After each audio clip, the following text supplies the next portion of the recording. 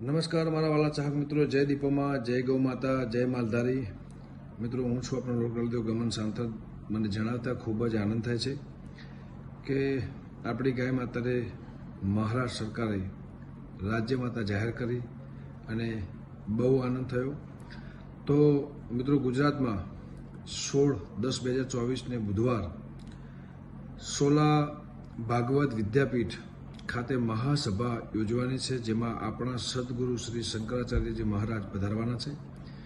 તો એમના હસ્તે ધ્વજરોપણ કરી ગૌ માતાને રાષ્ટ્ર માતા જાહેર કરવું, આંદોલનને આગળ વધારવાનું છે. તો સર્વે સમાજના લોકો, સનાતન ધર્મના લોકો, હિન્દુ ધર્મના લોકો, ગૌ ભક્તો, માલધારીઓ અને અન્ય સમાજના લોકો મળીને સદગુરુ શ્રી શંકરાચાર્ય મહારાજને સમર્થન આપીએ અને સર્વને મહાસભામાં પધારવા આહવા કરું છું.